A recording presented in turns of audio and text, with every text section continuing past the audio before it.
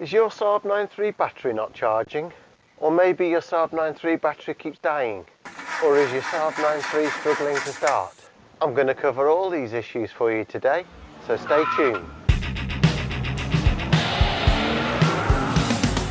The problems I described are all fairly common, and they can be caused by a single issue that afflicts the 93 and the Vectra C cousin in particular.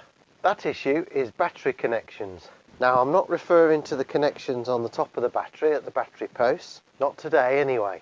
I've already done a video that shows you why it's important to keep the top of your battery clean and your battery posts clean. I'll link to that in the description. To show you this particular issue, I need to remove the battery and the battery tray. Again, I've already done another video showing you how to remove both these from the car, links in the cards and descriptions. And whilst you've got the battery out, connect it up to your battery maintainer and charger. Once you've got the battery tray out, what you're looking for is to check the battery negative connections, particularly to the body. Now, these connections vary slightly depending on the exact model and year. Early cars have a single negative connection that comes down and connects to the body in this region here. On 2007 cars onwards, like this one, the negative connections have been improved with better studs and a connection to the gearbox mounting position. Nevertheless, whatever negative connections you've got, undo them. Probably need a 10mm socket and check the condition of the rings, the nuts and the studs.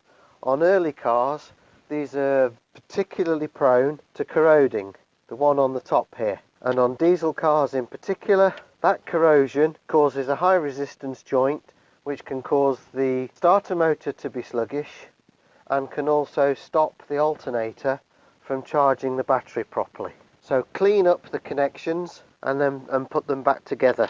And protect them either with some underseal type paint or by smearing with Vaseline. The one on the top of the gearbox takes a 14mm socket. On this 2007 vehicle, which is a petrol, this negative connection to the body here is the main negative for the ABS module. So be sure to give it the once over.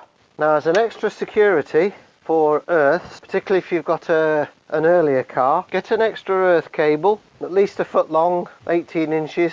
Put one end under a bolt on the engine and the other end just open it out and put it inside the battery clamp. That's a good way to make sure that you've got a good earth connection for both the alternator and the starter motor. You can test for a bad earth without taking the battery and the tray out. I'm going to show you two methods.